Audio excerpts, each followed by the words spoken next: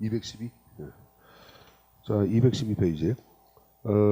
지난주에는 정책의 유형 파트를 학습을 했어요. 자, 오늘은 이제 정책 과정에 관한 내용들을 정리를 하겠습니다.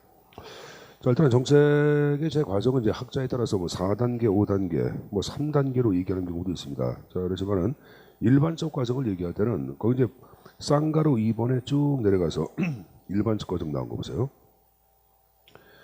자, 정책 이제 설정부터 정책 완료까지 그 5단계의 과정이 쭉 나와 있을 거예요. 자, 근데 여기 보자. 여러분, 우리가 이제 그 체제론에서 얘기할 때 체제의 과정은 투입, 그리고 전환, 그리고 산출, 피드백, 완료로 이루어진다 이렇게 얘기했어요.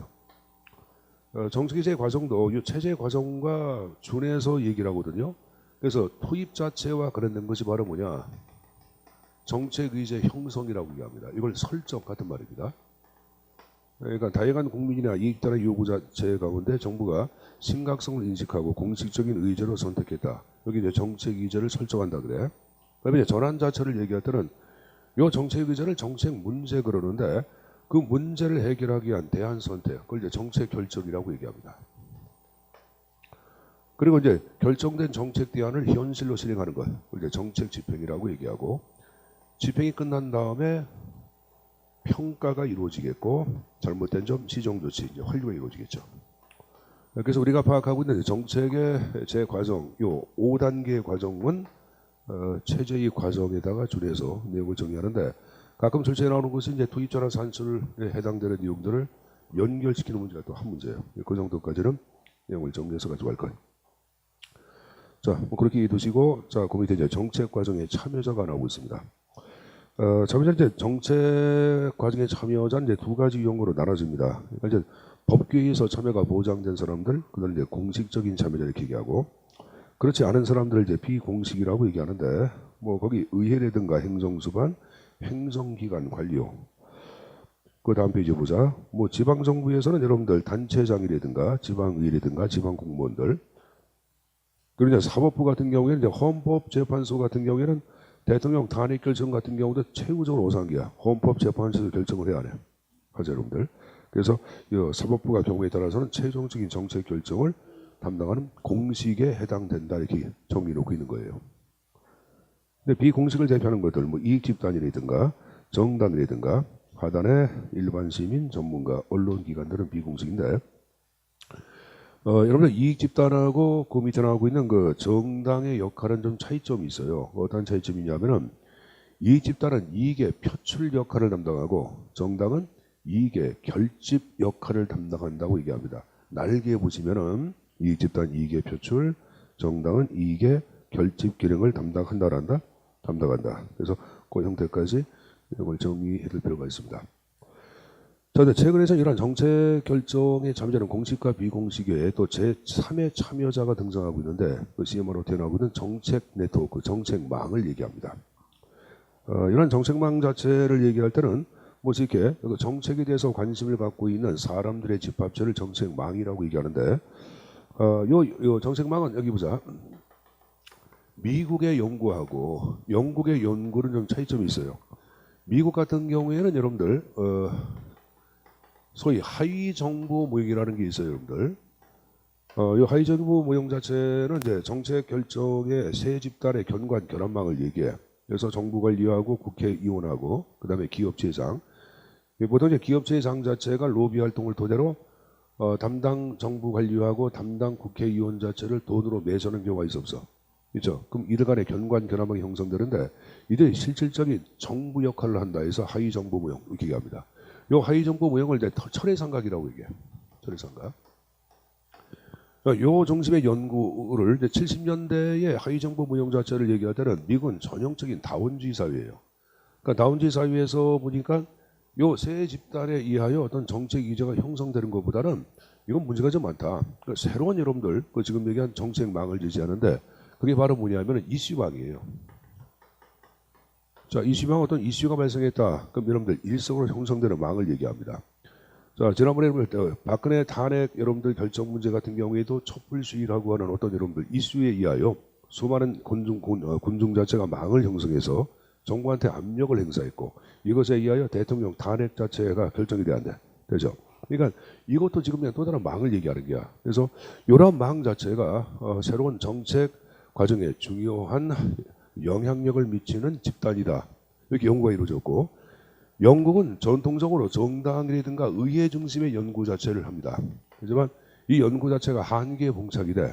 그래서 나중에는 정책 공동체라는 게 있어요. 이 정책 공동체는 이제 전문가 집단들을 얘기합니다.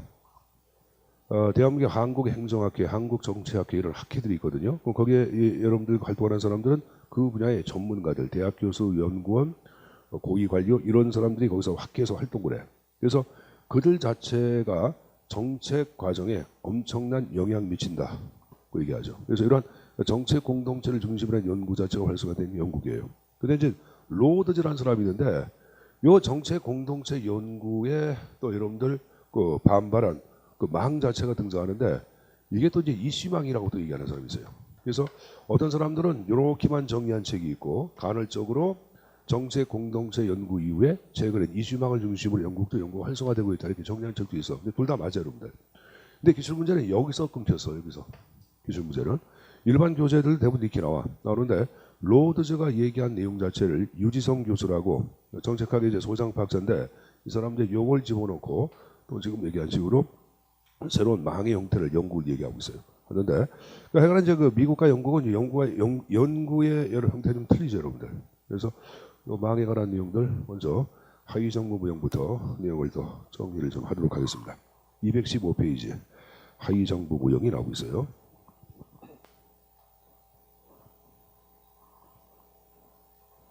자, 이 정책의 과정에는 아까 얘기한 식으로 공식적인 참여자가 있고 비공식이 있다고 얘기했어요. 이 공식을 대표하는 것이 바로 뭐냐면은 정부 관리하고 국회에 있는 상임위원. 국회 상임위원회가 있어요, 여러분들. 들어봤을 게야. 뭐 여러분들 교육상임위원회는 각 교육과 관련된 정책을 심의하고 법률을 제정 개정하기 위해서 만든 위원회거든요. 국회의원들을 얘기하는 거예요. 그러면 이제 비공식을 얘기할 때는 이익집단을 얘기하는데 이 이익집단을 대표하는 것은 쉽게 기업체를 얘기하는 거야. 근데 이 이익집단이 아까 얘기한 식으로 이 정부 관리하고 국회 상임위원을 대상으로 로비 활동을 해. 그래서 이 두 집단 자체를 어떻게 하냐? 포획했다. 우리 한번 배웠죠? 자, 시카고 학파의 포획 이론이 여기 등장하죠, 여러분들. 그럼 이 포획되면 이 세 집단 자체는 견관 결합망이 형성되는데 그 견관 결합망은 철처럼 아주 단단하고 안정성을 띈다 해서 이것을 철의 삼각이라고 얘기합니다. 철의 삼각. 그 철의 삼각 자체가 실질적인 정부 역할을 한다. 그래서 이름을 하위정부 무형이라고 얘기하는 거야. 실질적인 정부 역할을 한다 하여 하위정부 무형. 근데 여기 보세요. 맨 위에 공식적인 참여자 정부관료 상임위원이 정책을 결정하고 정책 과정에 주된 힘을 행사한다. 파악하는 이론들을 소위 엘리트 이론이라고 그래요. 뭐란다? 엘리트 이론. 아니야. 이익집단이 주가 돼가지고 정책의 과정이 이루어져. 이렇게 보는 것을 다원주의라고 얘기합니다. 그래서 우리가 파악하는 하위정부 무형을 얘기할 때는 엘리트 무형하고 다원주의의 절충적 중간 무형이라고 표현하기도 합니다. 자, 일단 여러분들 하위정부 무형 나온 거 보자. 가번에 하위정부 무형에서는 두 번째 실 끝에 이익집단, 상임위원, 행정주요 관료 요 세 집단으로 구성되어 있다 이렇게 나왔고 여러분들. 그다음에 나번 보시면 하위정부 무형은 엘리트론적 특성과 그 밑에 줄 끝에 다원론적 특성 자체를 동시에 함께 지닌다 이렇게 나오고 그리고 이제 그 밑에 보시면 끝에 상대적으로 이 하위정부 무형 하여간에 돈 먹는 게 안 먹는 게야. 돈을 먹는 거 아니야. 그러다 보니까 대통령한테 좀 들키면 좀 문제가 되잖아. 대통령 관심과 영향력이 적은 어떤 배분 정책, 도로 건설한다, 댐 건설한다, 학교 건설한다 이러한 분야에서 많이 발생하는 것이 하위정부 무형이라고 얘기합니다. 분배 정책 가운데 대통령 관심이 좀 적은 분야가 있을 거예요, 여러분들. 그런 분야에 대해서 하위정부 무형이 많이 형성된다고 보고 있습니다. 자, 그래서 이제 기업본에 관한 내용은 그렇게 이제 숙제에서 내용을 좀 가져가시고, 여러분 하위정부 무형은 망 자체가 물어보자 안정적인 망일까 불안정한 망일까? 이건 안정적인 망이에요, 여러분들. 철처럼 단단한 안정적인 망이라고 얘기합니다. 자, 그거 봤으면은 여러분들 한 장을 넘겨서 먼저 이슈망을 보자. 그래서 이런 하위정보 무용 자체는 이제 미국적 사회에서 더 이상 여러분들 그 요것에 의하여 정책이 만들어지는 거 설명이 좀 어렵다. 그리고 이를 비판하고 효헤클러가 만든 게 이제 이슈망 자체가 이제 등장합니다. 자, 이슈망 자체를 얘기할 때는 말 그대로 이슈가 발생했다. 그럼 그 이슈에 대해서 관심을 갖고 참여하는 망을 얘기하는데 이 망 자체를 얘기할 때는 쉽게 망도 끊어져요. 왜? 이슈가 없어지면 망도 함께 사라져. 그래서 이걸 거미줄망이라 그래요. 거기 여러분들 거미줄처럼 엮어진 거미줄망이라고 얘기합니다.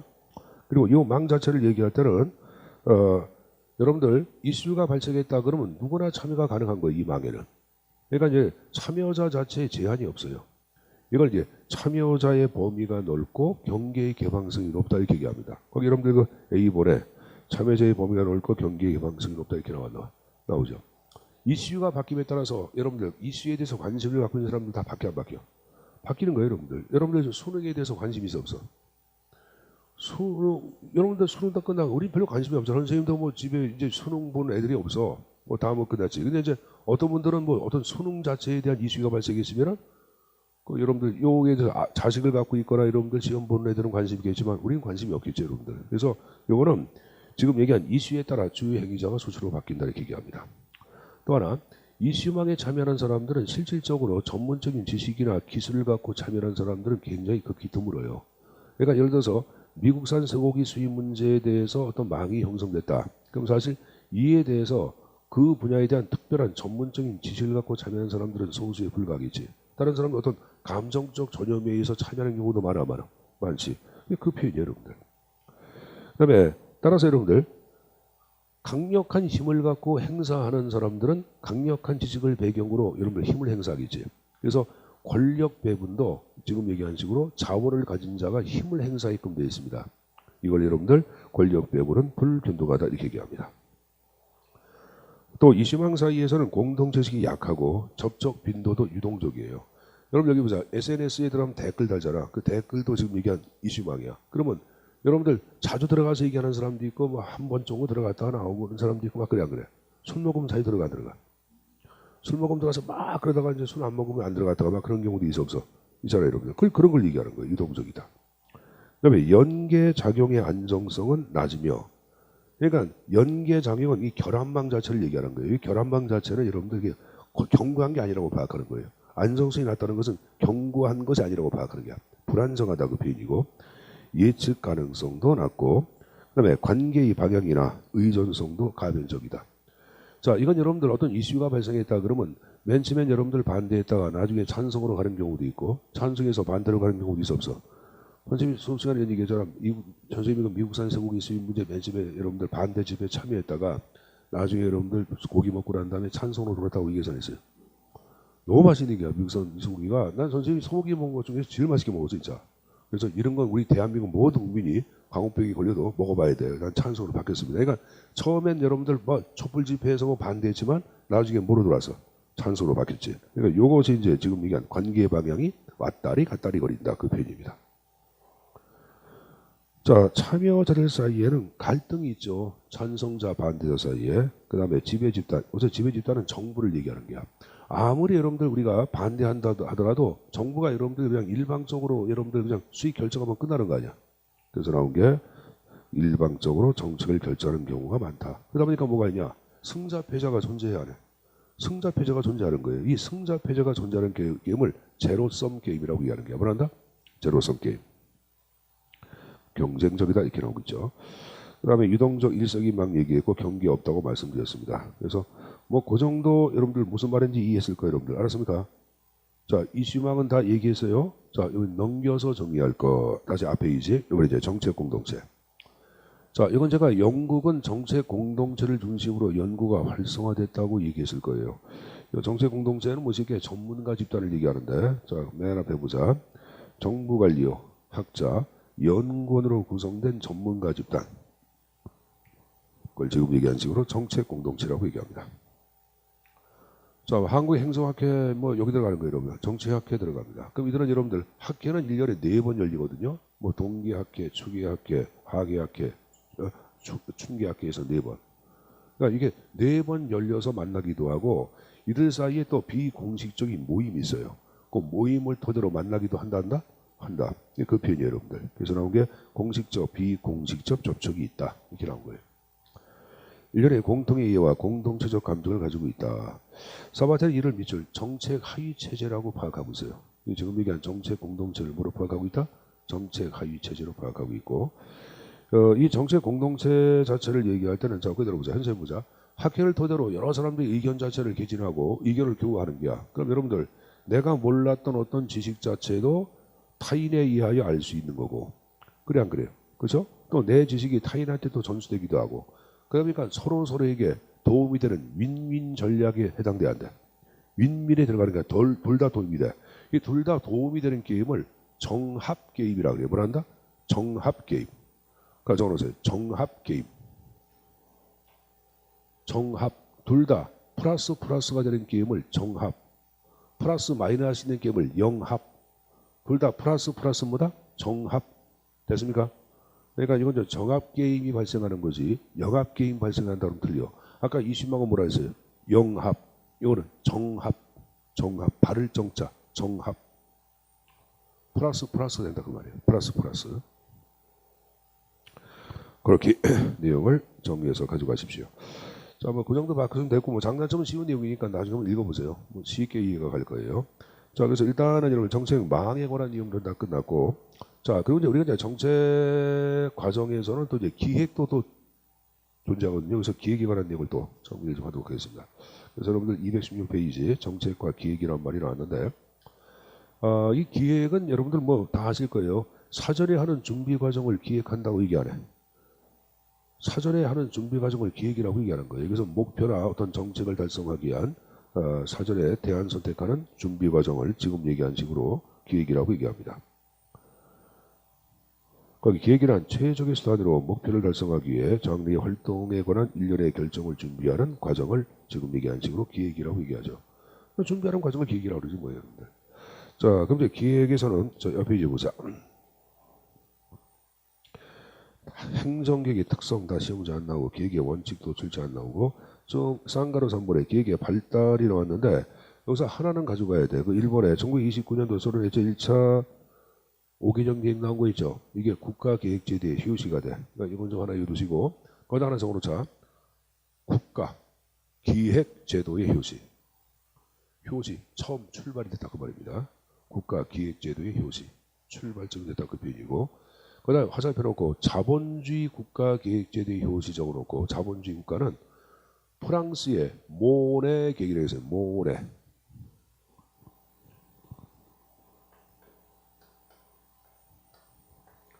프랑스의 모네 계획. 1940년도. 당시 여러분들 기획관리청 장관의 이름이 모네야. 프랑스 발음으로 맨 끝에 T는 무궁이야. 그래서 모네 이래. 모네. 현재 몽네 아닙니까? 그런데 N이 여러분들 더블 때 그냥 모네라고 그냥 발음이 돼. 여기 없으면 몽 이렇게 얘기하는 거죠. 우리 프랑스 이름 아니잖아요. 여기 보자. 모네계. 여기에 자본주의 국가계획제도의 효시가 됐다. 라고 생각하시면 되겠고, 자 이제 내려가서 맨 밑에 국가계획과 민주주의 관계. 자 요것이 이제 가끔 나오는 건데, 그 기획은 민주주의에 기여한다는 입장이 있고, 기획은 민주주의를 파괴한다는 입장으로 양분이 돼. 그래서 그 형태를 이제 정해놓고 있는데, 먼저 반대론자가 나오고 있어요. 자, 반대론자는 여러분들 잘 알고 있는 누구예요? 하이에크야. 이 하이에크는 여러분들 1943년도 노예로의 길이라는 저서를 토대로 국가에서 기획을 도입했다. 그러면 여러분들 기획에 의하여 국민의 인권과 자유는 억압을 받고 자본주의 국가는 전체주의 국가로 전락한다. 그래서 기획을 철저하게 부정한 인물이 하이에크예요. 이 하이에크는 여러분들 스미스가 파악한 시장경제의 원리를 굉장히 옹호하고 추정한 고전파 경제학자야. 그럼 당연히 여러분들 자본주의 시장경제 체제에 기획경제가 도입하는 것을 좋아할까 싫어할까? 싫어할게요. 여기서 반대한 인물이 사람은. 그러니까 이제 아니다. 예, 반박을 가한 인물이 그 다음 페이지. 헤르만 바이너예요. 1945년도 이 사람의 저서가 바로 뭐냐? 제목이 반동의 길이야. 노예로의 길이 아니라 반동의 길이야. 그래서 이 사람은 국가에서 계획을 도입했다. 그 계획에 의하여 국민의 자유와 인권은 보장을 받고 자본주의 국가 자체를 얘기할 때는 성장할 수 있다고 파악하거든. 그래서 양립한 인물을 얘기할 때는 찬성한 인물은 파이로. 그래서 저서하고 학자들을 다 가져가야 합니다. 저서하고 학자 가져가야 돼. 가끔 나오는 표현입니다. 자, 이렇게 말씀드렸고 여러분들 쭉 내려가서 4번에 중앙기획기구가 나왔는데, 자, 중앙기획기구는 한 국가의 계획을 총괄하는 기구를 얘기합니다. 근데 이제 한국은 적어보자. 한국 여러분 잘 알고 있는 뭐야? 기획지정부입니다. 기획지정부. 한국은 기획지정부가 국가계획을 총괄하고 있다. 이렇게만 좀 정리해 주십시오. 정리해 주시고. 자, 그러면 이제 옆 페이지 보시면 5번에 기획의 유형 자체가 쭉 나왔는데, 유형은 다른 거 보지 마시고 일단은 그 맨 앞에 구속성의 유무에 따라서 지시, 유도 계획하고 또 하나 강제 계획 두 가지가 나오죠. 그래서 이제 이 유도 계획 자체를 얘기할 때는 국가에서는 방향만을 제시해 주는 게야. 방향만. 벤처기업 육성 이런 식으로. IT 기술 육성 이런 식으로. 그럼 정부에서 어떤 여러분들 방향을 제시해 주면은 민간 기업에서 정부에서 벤처기업 육성한다 했으니까 우리 이쪽으로 한번 새로운 IT를 만들어서 시장을 개척해 보자. 그래서 스스로 여러분들 계획해서 집행이 이루어집니다. 이게 이제 유도 계획이에요. 유도 계획은 여러분들 여기서 저거나 국가 방향 제시 플러스 민간 구체적으로 집행. 국가는 방향을 제시하고 민간이 구체적으로 집행하는 계획을 얘기하는데, 그래서 이것을 일명 관민협동계획이라고 얘기합니다. 무슨 계획? 관민협동계획. 관과 민이 함께하는 협동계획. 관민협동계획. 프랑스의 모네계획 나왔죠? 이 프랑스의 모네계획이 우리가 가지고 유도계획같이 표시가 됐어요. 프랑스의 모네계획이 유도계획의 효시가 됐다. 자, 그 다음 여러분들 그 밑에 강제계획을 얘기할 때는 공산국가의 계획을 얘기합니다. 그러니까 여러분들 이건 중앙정부 국가에서 모든 여러분들 계획 자체를 출입을 하고, 심지어는 시장의 상품 가격, 상품량, 노동자 임금마저도 중앙기획기구가 일방적으로 결정하는 계획. 이게 지금 얘기한 바로 무슨 계획이다? 강제계획을 얘기하는 거예요. 그래서 뭐 두 가지가 있다는 것 정도 정해 두시고, 그 다음에 그 밑에 얀스크가 파악한 계층별 계획의 형태가 쭉 나왔는데, 가장 포괄적 계획이 정책계획이야. 그걸 다시 구체화시킨 게 전략계획이고, 다시 그걸 구체화시킨 것이 바로 운영계획이에요. 알았습니까? 별거 아닙니다. 맨 위에가 바로 뭐다? 정책계획을 얘기할 때는 여러분들 국정지표 설정하는 것들이 바로 정책계획이야. 알았습니까? 그럼 국정지표를 구체화시키는 각종 사업계획 만들어 안 만들어? 만들죠. 이게 바로 이제 전략계획을 얘기하는 거고, 그 사업계획을 다시 구체화시킨 여러분들 단위 사업계획, 이게 바로 뭐다? 운영계획에 해당되는 거예요. 그러니까 그렇게만 순서대로 정리해서 가져가시면 됩니다. 이용빈도는 원점 없고, 자, 맨 밑에 기간의 고정성 유무에 따라 두 가지 형태의 계획이 나오고 있다 하는데, 고정계획이 나왔고 또 하나 뭐가 나와? 연동계획 두 가지 유형으로 나눠서 얘기하는데, 자, 고정계획은 계획의 시작에서부터 끝까지 고정되어 있다 해서 고정계획을 얘기합니다. 우리가 일반적 계획은 대부분 고정계획이 들어가는 거예요. 근데 연동계획은 그게 아닙니다. 연동계획은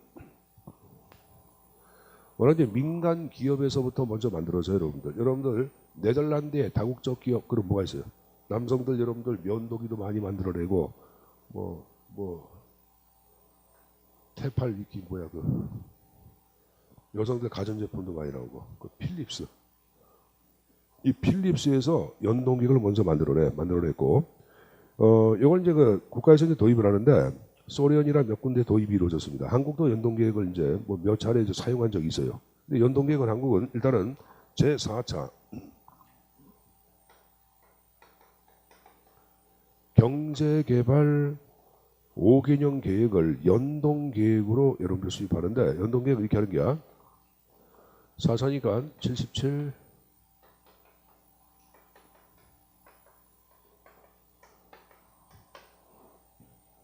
1년 동안 집행해.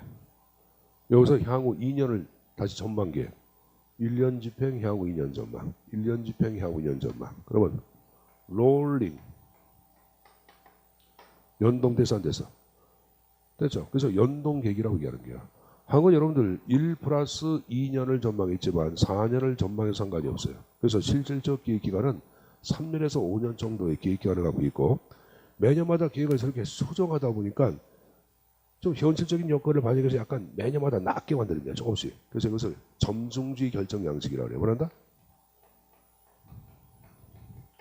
점중주의 결정 양식 들어가는 거. 지금 얘기한 무슨 계획이다? 연동계획이다라고 언급을 합니다. 연동계획은 여러분들 우리가 이제 예산제도 가운데 PPBS라는 예산이 있어요. 그래서 PPBS 같은 경우에도 연동계획 자체를 활용한 특징이 있습니다.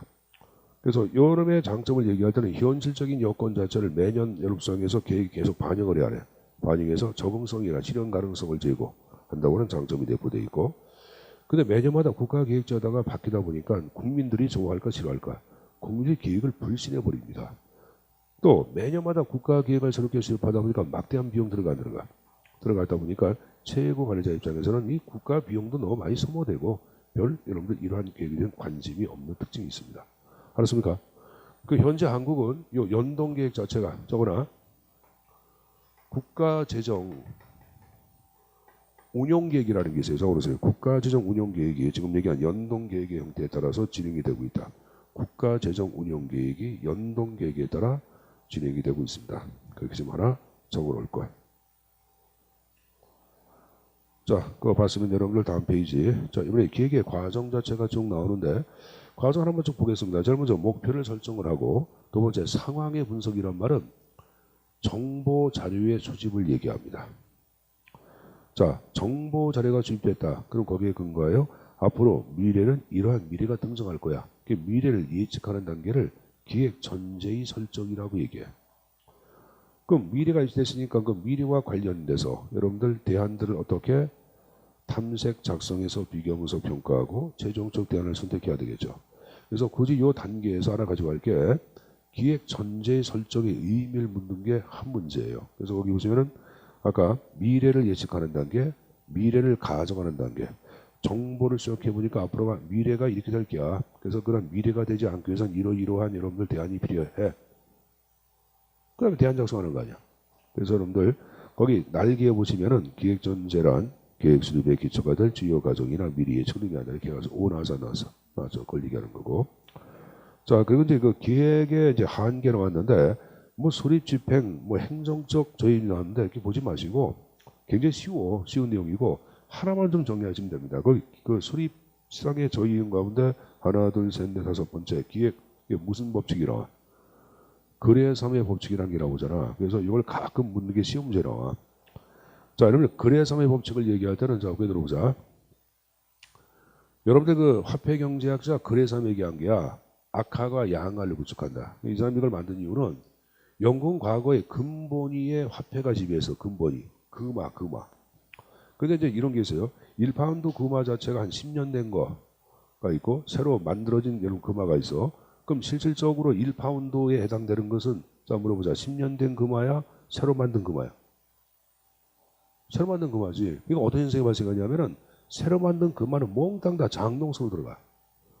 그리고 오래된 금화만 시중에 유통이 돼버리는 거야. 그래서 이것은 나쁜 게 좋은 걸 지배한다. 악화가 양화를 구축한다. 이게 등장한 거예요. 이게 이해가 안 가면은 자 여러분들 1,000원짜리가 지갑 안에 10장이 있어. 흔돈이 5장, 새돈이 5장. 그 먼저 쓰고자 하는 것은 흔돈이야, 새돈이야? 흔돈. 그럼 시중에 유통되고 지배하는 것은 흔돈이 지배, 새돈이 지배. 흔돈. 나쁜 것이 좋은 걸 지배한다. 오늘 어떻게 100원도 없냐 주머니에? 여러분들 그 100원짜리 보면 여러분 여기에서 이렇게 100원짜리 이렇게 보면은 그 측면에 이렇게 천 가이상 가 있잖아. 요걸 만든 게 그때 만든 게 그래서 요것이 이제 여러분들 이게 다 다른 것은 다 국가에서 회수했다고 유통이 안 되게끔 이렇게. 그래가지고 이제 금화 자체 1파운드의 가치를 그대로 갖기 위해서는 타이어가 마모가 되면 교체 시기가 와 안 와. 오듯이 금화도 이게 마모가 되면 1파운드의 가치가 없기 때문에 회수해서 다시 주저하고 막 그랬다고 여러분들. 뭐 하여간 이제 악화가 양화를 구축한다 그 표현인데 그럼 계획에서 파악한 악화를 얘기할 때는 선례 답습적 계획을 악화라 그러고 양화는 세신적 계획을 얘기하는 거예요. 즉 선례 답습적 계획이 세신적 계획을 압도하는 현상. 그걸 우리는 기획의 무슨 법칙? 거래삼의 법칙이라고 언급을 합니다. 다시 한번 선례 답습적 계획이 세신적 계획을 압도하는 현상. 그러니까 여러분들이 이제 공무원 됐다. 그래서 인천시청에 근무한다. 그래서 여러분들 그 민방위과의 근무에 그래서 위에서 2019년도 민방위 계획을 작성해라 하는 지침 내려오면은 19년도 차원의 참신한 민방위 계획을 작성을 해야 되는데 그렇게 안 하죠. 어떻게? 18년도 민방위 계획을 끄집어내가지고 맨 끝에 8자를 뭐로 바꿔? 9자로 바꾸는 거야. 그러면 1970년대 계획하고 똑같아. 이게 지금 얘기한 계획의 그래서의 법칙이에요. 자, 인천 오늘 여러분들 지진 발생했다며? 2.45인가 이게 뭐 지진이 발생했다고. 야, 인천은 안전지대라고 생각했는데 완전 반대편에서 이제 발생하네, 그죠? 그러니까 이게 지진고 이게 연결돼 있나 봐. 지진 뭐라 그래? 그거 뭐 해가지고 이게 연결됐다 그러잖아. 판. 그래서 그 판이 선생님이 보니까 포항 있잖아. 포항에서 이렇게 해가지고 이렇게가 여기가 이제 수원이 있고 여기 인천이 있고 이렇게거든.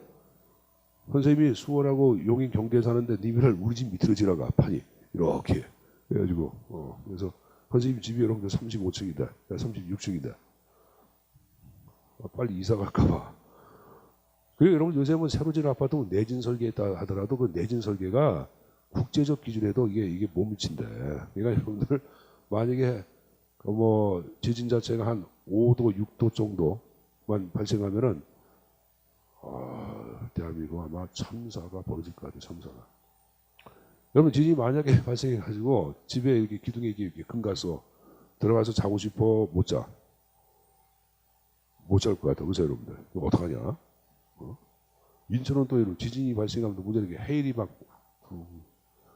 그 옛날에 부산 그 영화 있잖아. 그 뭐 해운대가 아니라 송도에 나오는 거 아니야 또. 자, 송도 사는 사람들 불화하지 마세요. 송도 사는 사람들 송도 자기 집 송도 여기 뭐 저기 새롭게 개발된 지구. 그거 불화하지 마. 거기 지진 발생하면 제일 먼저 유명한 송도에 여러분들. 자, 남의 불행은 우리의 행복. 자, 어쨌든 그 개념은 좀 이해도라고 말씀드렸습니다. 자, 이제 쭉 넘어가서 정리할 거 232페이지 정책 과정에 관한 형태를 정리를 또 하도록 하겠습니다. 자, 정책 과정은 아까 얘기한 이제 5단계 과정이 있는데 그 맨 앞에 정책 이제 설정 파트부터 내용을 정리하겠는데 의지 설정 파트는 한 C급 정도 되는데 문제가 두 군데에서 좀 많이 나왔어요. 하나는 뭐냐면은 233페이지 보시면은 중간에 쌍가로 이번에 주도 집단 차이에 따른 의지 설정 과정 해가지고 하단에 외부 주도 동원 무형 그 다음 페이지 내부적 근무 이거하고 그 다음에 이제 무이사 결정이라는 게 나오죠. 이 두 가지가 출제에선 좀 거론되었는데 둘 다 C급이에요. C급. 자, 그럼 여러분들 232페이지 정책이제 설정 개념부터 한번 정리해보자. 개념은 암기하지 마시고 읽고 이해. 자, 메뉴 보자. 정부가 여러 가지 사회 문제 중에서 정책적 해결을 의도하여 공식적으로 채택한 문제. 그러니까 여러분들 여러 사회에서 발생한 사회 문제 가운데 정부가 야 이건 좀 심각하다고 판단하고 공식적인 의제로 선택한 것. 이걸 해결해야겠다 하는 여러분들 의지하에 선택한 것. 이게 지금 얘기한 정책 의제라고 그런 거고 그걸 정책 의제 설정한다고 얘기하는 거예요. 자, 그럼 이제 봤으면 이제 쭉 내려가서 정책이제 설정의 자유요인 쌍가로 4번을 보세요. 거기다 별표 하나. 자, 이것도 C에서 D급 정도 됩니다. 자, 일단 여러분들 주도 집단의 정책인자. 그러니까 이제 정책이제 설정 자체를 해달라고 하는 사회 집단들이 있어. 있죠. 그러한 집단의 규모, 그들의 재정력, 움직력, 그리고 집단 구성원들의 지위, 명망, 그죠? 이해죠? 두 번째. 정책인 요인. 자, 정치 체제의 구조, 집권적 구조냐, 분권적 구조냐에 따라서 여러분들 쉽게 의제가 설정되기도 하고 그렇지 않기도 되겠고 또 한 사를 지배하는 정치 이념이나 정치 문화가 있어. 보수주의가 지배하는 나라가 있고 그렇지. 여기 보자. 현 정권은 보수 정권이야, 진보 정권이야? 진보 정권 아니야? 그럼 진보 정권 자체에서 쉽게 의제화되는 것이 있겠고 보수 정권에서 쉽게 의제화되는 게 있을까 없을까? 있겠지. 그러니까 그 나라가 현재 지배하고 있는 정치적 신념이나 문화에 의해서도 의제 설정 자체가 좌우된다 안 된다? 좌우된다 그 말이에요, 여러분들. 뭐 제로 사건 자체 오늘 또 큰 문제가 발생한 것 같은데 지금 적폐 논란도 발생하고 있죠. 그러니까 그 현재 여러분들 그 해양수산부에서 일을 하고 있는 현직 관료들은 이명박 정부, 박근혜 정부 때 충성을 다했던 관료들 아니야. 그럼 이들 자체는 10년 동안의 보수적인 정권과의 관계를 맺어오다 보니까 새롭게 바뀐 해양수산부 장관의 명령과 지시에 대해서 내부에서 거부하는 경우도 많아. 그래서 내부에서 좀 은폐한 걸로 보고를 늦춘 걸로 지금 조사가 되고 있는데, 그러니까 뭐 어찌든 간에 여러분들 그 정책 담당자의 태도 이것들도 지금 얘기한 식으로 의제가 설정되기도 하고 설정되지 않기도 한다 그 표현이에요, 여러분들. 그 정치 사건 자체가 발생해가지고 여러분들 의제화되는 경우도 있고 그렇지 않은 경우도 있어서 그렇죠. 그런 경우 많이 있죠. 여기 보자. 지금 여러분들 그 전 수석, 전 안무계 수석 있잖아. 그 지금 문재인 정부 때 롯데에서부터 돈을 받아가지고 지금 여러분들 뭐 영장 심사 어쩌고 그러는데, 그럼 여러분들 선생님한테는 좀 문재인 정부 자체도 벌써 여러분 정권 초기부터 도덕적 여러분들 정권에 대해서 큰 구멍이 난 거예요, 여러분들. 그래 안 그래요? 박근혜 정부 때 여러분들 뭐 K스포 재단한테 돈 받아 먹었다 뭐 먹었다 그러는데, 문재인 정부가 들어와서 대통령 여러분들 뭐 청와대에서 여러분들 정무수석인가 뭐 지낸 친구가 롯데로부터 돈을 받았다. 이 스포츠엔 돈을 받았다. 그게 좀 자명한 원리로 등장을 하고 있거든. 그럼 생각해보자. 현직에 있는 실세를 검찰에서 여러분들 지금 얘기한 식으로 송치해서 고발할 정도면은 현재 문재인 정부에 있는 강요 가운데 나는 이거는 빙상의 일각에 불과하다고 파악하거든. 그럼 문재인 정부 역시 지금 여러분들 부패의 사슬고리에서 벗어날 수 없겠죠. 그럼 이 정권에 대해서 우리가 실망을 많이 할까 말까? 엄청나게 실망할 거야. 우리 배반을 느끼게 박근혜한테 느꼈던 배반감은 아무것도 아니에요, 여러분들. 그러니까 지금 문재인 정부는 지금 이것이 우리가 이제 수업 시간에 우리가 나비 효과라는 거 배웠잖아. 나비 효과. 베이징의 나비의 날개짓은 위에 커다란 폭풍 가져온다. 그러니까 별게 아닌 구멍 자체가 엄청난 구멍을 가져와가지고 여러분들 그냥 댐을 뭉기듯 현 정권 자체도 나락으로 떨어질 가능성이 많고 큰 거예요, 여러분들. 그리고 지금 얘기한 식으로 정치 사건 자체가 발생한 게 사건이 발생했다. 그러면 문재인 정부 전체를 대상으로 그러한 부패 사건 자체를 조사해달라 하는 이게 나올 기원도 있어 없어? 있겠지. 정치의 사건입니다. 작은 사건 자체가 터져가지고 이것이 전체 국민들한테 여러분들 엄청난 여러분들 뭡니까? 배반감 느끼게 하고 정부한테 강력한 의지 설정을 요구할 수도 있겠죠. 정치의 사건들을 가는 거예요, 여러분들. 문제의 특성, 문제가 얼마나 중요하냐. 사회적 위성은 사회 전체에 주는 여러분들 심각성을 얘기하는 거예요. 그럼 사회 전체에 주는 심각성이 크면 클수록 의제화될 개연성이 커. 크죠, 여러분들. 기간의 적실성이란 말이 나왔는데, 자, 여기 보자. 이거는 이제 시간성이라고도 얘기하는데, 선생님 보자. 어떤 문제 자체를 여러분들 발생했어요. 근데 이걸 해결하지 않으면 여러분들 장기적인 사회 문제가 돼버려요. 근데 어떤 문제는 이걸 정부에서 방치한다 하더라도 조금만 지나가면 바로 여러분들 없어져 버려요. 그럼 정부 입장에서는 여러분들 전자하고 후자 가운데 장기적이고 장기적이고 근본적인 성격을 지니고 있는 문제하고 단기적인 시각을 갖고 있다가 갑자기 그냥 자연스럽게 없어지는 것하고 어느 것을 정부의 의지로 선택을 할까? 전자일까? 후자일까? 후자는 아니고 후자는 그냥 냅둬도 그냥 후자는 자연스럽게 없어져 버리기 때문에 정부에서 정책 의지를 설정 안 하는 거야. 근데 전자를 방치해두면 장기적이고 근본적인 사회 문제가 돼버려. 그건 정부에서 해결해 의지를 설정해서 해결을 해야 합니다. 그래서 이건 뭐 시간의 적실성 나왔는데 쉽게 시간성에서 생각하시면 됩니다. 시간성 적어놓고 여기다가 장기적이고 근본적인 사회 문제일수록 정책 의제화 이렇게 적어보세요. 정책 의제화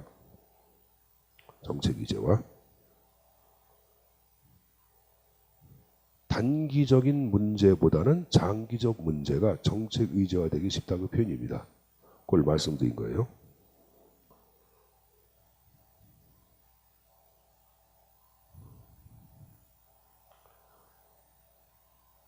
자, 근데 이제 문제의 외형상, 문제가 겉으로 보여지는 게 얼마나 심각하냐? 그렇지 않냐? 여러분, 문제가 외형상 굉장히 심각하다. 그럼 이거 해결을 해야 돼, 안 해야 돼? 해야죠. 이게 문제의 외형적 특성이 별거 아니에요, 여러분들. 얘기하는 거고. 그 다음에 이제 별표. 기술적 복잡성에다가 별표 들은데. 자, 이건 여러분들 여기 어떤 문제가 발생했다. 근데 그 문제 해결에 필요한 지식이나 기술이 고도의 지식이나 기술을 요구하는 경우가 있어 없어? 있죠. 그러면 그러한 문제를 정부에서 채택해서 해결할 경우에는 실패할 개연성이 커 적어? 크겠죠. 그럼 이야기면 여러분들 뭡니까? 좀 문제 해결이 기술적 복잡성이 낮을수록 해결이 쉬우니까 그런 걸 정부에서 의제로 선택을 하겠지. 그래서 이 기술적 복잡성은 높을수록이 아니라 낮을수록이에요. 낮을수록. 낮을수록.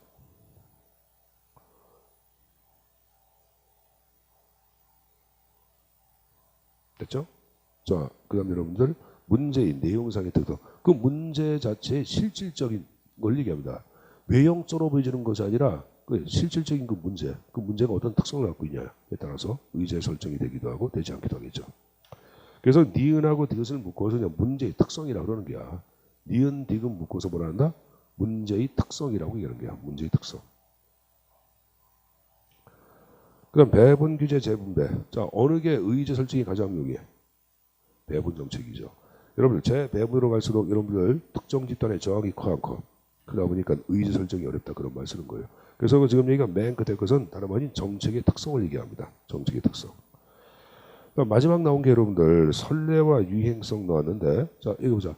선례는 여러분들 선례는 과거에 성공한 사례 그런 걸 얘기하거든요, 여러분들. 그럼 물어보자. 과거에 성공한 사례가 크면 클수록 정부의 예제로 선택할 개연성이 커 안 커? 크겠죠, 여러분들. 그래서 선례와 유행성이 있을수록 정부 이제 선택될 개연성이 크다 그 표현이고, 그 다음에 극적 사건과 위기. 어떤 극적 사건이 발생했다. 그 사건과 관련된 각종 여러분들 사회 문제는 정책 위지화될 개연성이 크다고 봐야 되겠죠, 여러분들. 그래서 이런 것들, 자 청년 실업 문제 요새 여러분들 사회적인 사건을 굉장히 부상을 해야 하죠. 그래서 공무원 인력을 많이 뽑자 이런 것들은 여러분들 정책 위지로 설정될 개연성이 크겠죠. 그런 걸 얘기하는 거예요, 여러분들. 그렇게 내용 좀 정리해서 가지고 가십시오. 그 여러분들 요새 자 지진 많이 발생하잖아. 그래서 여러분들 건물 자체 내진 설계 기준 자체를 여러분들 좀 올리자 하는 여러분들 전문가들의 여러분들 의견이 있어서 그럼 이런 것들은 여러분들 지금 얘기 위기가 발생하다 보니까 내진 설계 여러분들 기준을 좀 엄격하게 올리려고 해야 하겠죠. 이게 바로 위기가 되는 거고.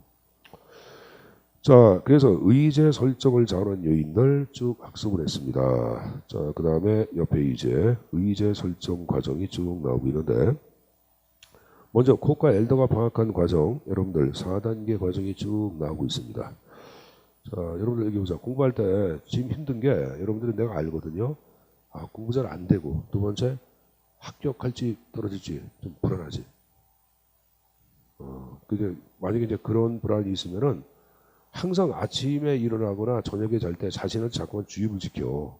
이게 여러분들 선생님이 얘기하는 게 사실 그렇게 되는 경우가 많이 있거든. 그러니까 잘 때 나는 무조건 공무원 시험이 합격이야. 그것도 올해 3군데 합격을 해가지고 어디 갈지 고민할 거야. 아침 저녁 일어나서 그리고 자기 전에 계속 자기 암시하세요. 자기 암시.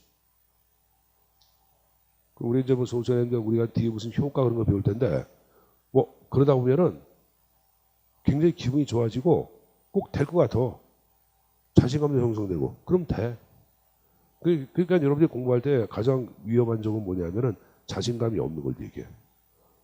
그럼 자신감이 없다면 공부가 초조하게 되고 공부도 안 돼 버려. 그리고 그 다음 뭐냐면 여러분들 나이에 가장 큰 게 뭐냐면 절망을 하게 돼.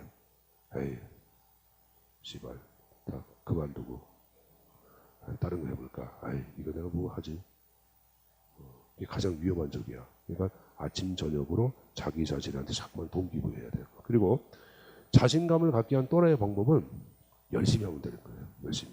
그러니까 혹시 지금 내가 공부하는 양이 좀 적다고 파악되는 사람, 스스로 설정한 기준이 있을 거 아니야. 그런 사람들은 지금부터 늦지 않았으니까 지금부터 최선을 다한다 그러면은 충분히. 그렇게 여러분 일주일만 해봐.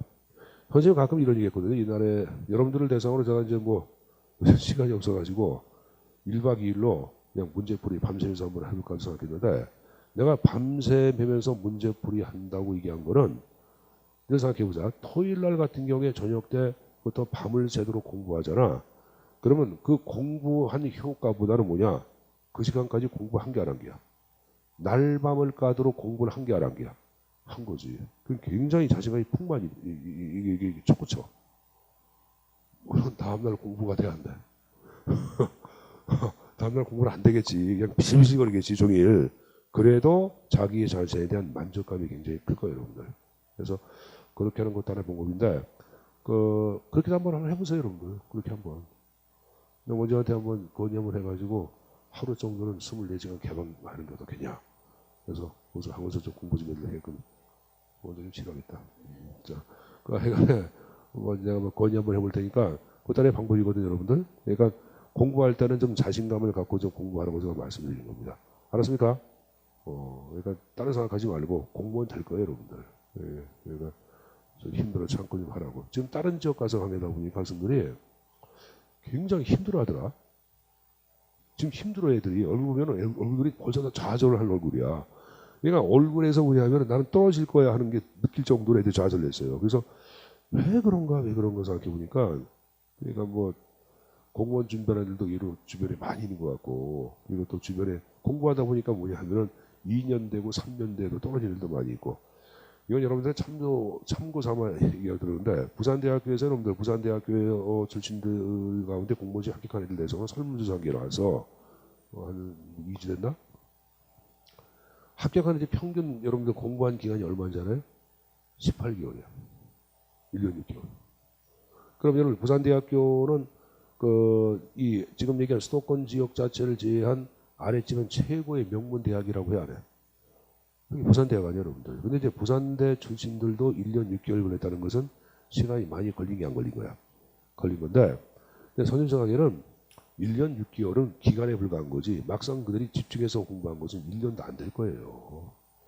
1년도. 그러니까 선생님이 얘기하는 거는 기간 자체, 만약에 선생님 저 공부한 지 4년 됐어요. 하면 4년 동안 뭐 내내 열심히 한 건 아니잖아요, 여러분들. 그래, 안 그래요? 2년도 했어요. 2년 동안 내내 열심히 한 건 아니에요, 여러분들. 그러니까, 다시 말씀드리겠지만은 가장 중요한 것은 이제 집중해서 여러분들 밀어붙이는 건데 집중해서 밀어붙이는 기간 자체는 내가 볼 때는 1년이면 충분해.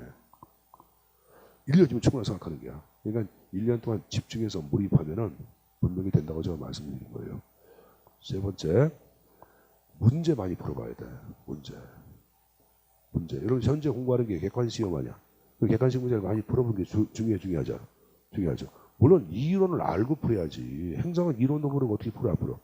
안 풀리지. 그러니까 이론 자체가 베이스가 한 80% 정도만 가져가면 되는 거고 나머지는 문제를 토대로 자꾸 보완해서 가져가야 돼. 그게 최고예요, 여러분들. 그리고 문제를 풀어볼 때도 여러분들이 꼭 할 일이 뭐냐면은 20문제 풀다 보면 여러분들 문제가 헷갈리거나 좀 그냥 찍어서 맞는 문제도 있고 그런 게 어려운 것도 있어 없어. 그렇죠? 그럼 반드시 체킹해둬야 돼. 쉬운 문제는 또 올 필요 없어. 근데 어려운 문제 자체를 다시 한번 검토해가지고 그걸 완벽하게 자기 것을 소화해내는 연습을 해야 돼. 이건 이제 행정학뿐만이 아니라 다른 과목도 마찬가지예요. 100%입니다. 객관식 시험은 문제 많이 풀어보는 사람이 훨씬 유리합니다. 문제 많이 풀라고 말씀드린 겁니다. 알았습니까? 자, 여러분들 지금 얘기한 게 어디까지 얘기했냐? 정책이제 설정 과정, 자 그래서 일반적 과정에서 이제 4단계 과정이 쭉 나왔는데 거기 그림 나온 거 봐. 사회 문제, 두 번째 사회적 쟁점. 요 사회적 쟁점을 사회적 이슈화라고 얘기하는 게야. 그 다음에 공정이제, 정부이제. 그래서 4단계 과정 자체가 일반적 과정을 얘기하는데 요 사회 문제는 사회 일각서 제시가 된 욕구나 불만을 사회 문제라고 얘기해. 먼저 이런 얘기 했을게요. 군대 갔다 온 친구가 군 가산점 제도 폐지에 대해서 불만이 많다. 이게 사회 문제예요. 그 다음에 사회적 쟁점을 이슈화라고 그러는데 우리 쟁점하는 의견의 일치야, 의견의 불일치야. 의견의 불일치죠. 현재 보자. 군 가산점 제도 자체가 여러분들 TV 토론에서 갑론을반 논쟁이 전개돼. 이거 부활해야 한다, 안 된다 하고 여러분들 서로 이제 의견이 여러분들 분분해. 그럼 이거는 사회 문제 해결에 대한 의견의 일치야, 불일치야? 불일치. 이게 쟁점하란 말을 쓰는 거예요. 그다음 적어놓으세요. 문제 해결에 대한 의견의 불일치. 키워드입니다.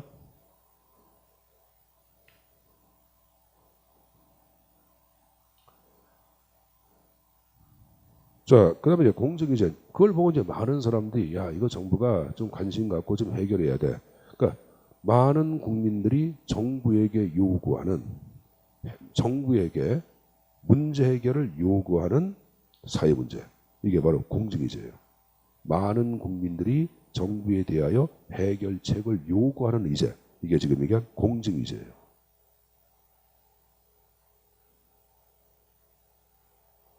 많은 국민들, 공정들이 정부에게 해결책을 요구하는 의제. 그럼 정부의제는 정부가 공식적으로 선택하는 의제. 바로 뭐야? 바로 정부의제죠. 정부가 공식적인 의제로 선택했다. 그것이 이제 정부의제가 되는 거예요. 근데 이제 공정의제 나온 거 있죠? 공정의제를 다른 말로 적어보자. 공정의제를 토의의제. 토의한다 할 때 토의의제, 공정의제를 환경의제, 체제의제 이렇게 얘기합니다. 체제의제. 자, 그리고 거기 맨 끝에 정부의제 나온 거 있죠? 그것을 공식의제, 제도의제, 아니면 기관의제라고 표현하기도 합니다. 무슨 의제? 기관의제로 표현하기도 합니다. 그래서 그 정도까지는 내용 정리해서 가져갈 것. 알았습니까? 자, 그래서 이제 4단계 과정 밝혀봤고 좀 쉬었다가 여러분의 쌍가루 2번부터 또 수업 진행하도록 하겠습니다. 좀 쉬었다 하겠습니다.